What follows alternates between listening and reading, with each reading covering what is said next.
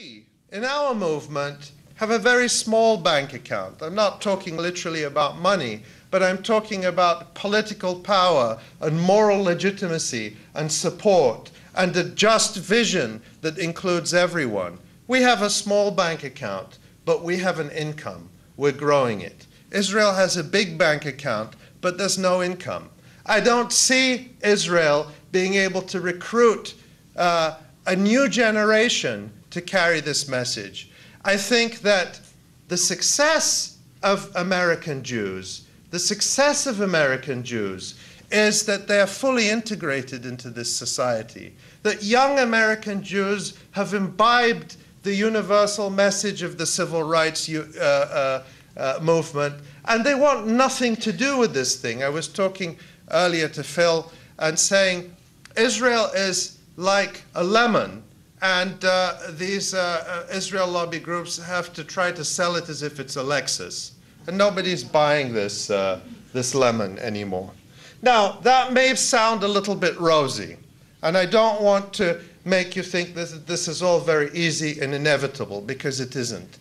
The other side of this, which is very, very important, is that there is a tremendous, tremendous struggle to be waged, which is why the work that you're doing in this movement is so important. And a just outcome is not inevitable. Israel has tremendous power. It has the capacity to do tremendous violence. There are many people who think Gaza 2009 was just a foretaste of what's to come, and the Israelis will go for broke, and they will try once again to do what they have failed to do for so long, which is to cow and terrorize the Palestinians and other Arab peoples into submission. So there are enormous dangers. It's not inevitable. But what makes another attack on Gaza or another part of Palestine less likely every day is what we do. The more ruckus we raise, the more difficult we make it for Israeli war criminals to speak on our campuses, the more we raise awareness about the impact of Israeli occupation on Palestinians throughout the country, on the racism and second-class status of Palestinian citizens in Israel, the more people are aware through BDS activism, the harder it is for Israel to act freely. We have to provide the accountability with this movement that our governments have failed to provide, that the United Nations has failed to provide. And you will face many enemies. One of them is called J Street.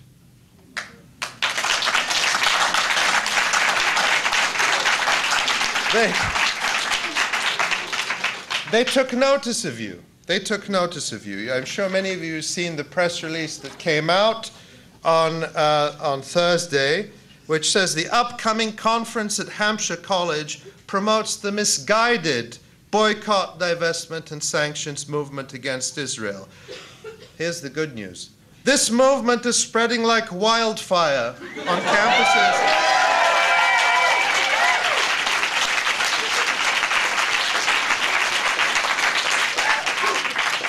This movement is spreading like wildfire on campuses across the country, and we're all going to get burned unless we speak out now.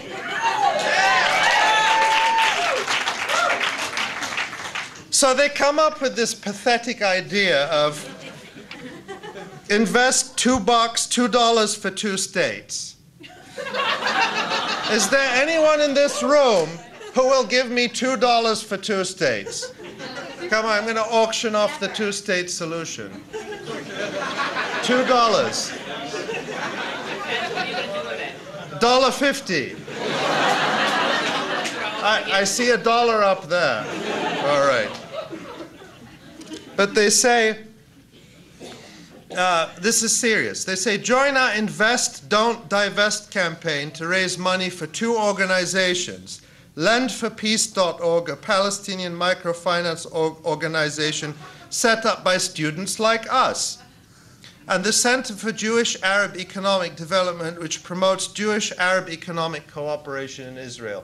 It's important to know that these sorts of joint projects most likely, I haven't looked at these specific ones, but projects which are designed to give the impression of equality and reciprocity and that don't challenge the reality of injustice, violate the Palestinian call for boycott, divestment, and sanctions. So it's really important to understand that they will push these things on your campuses in order to try to divert attention and to make people push their energy in a direction where it will have no impact whatsoever. Because these sorts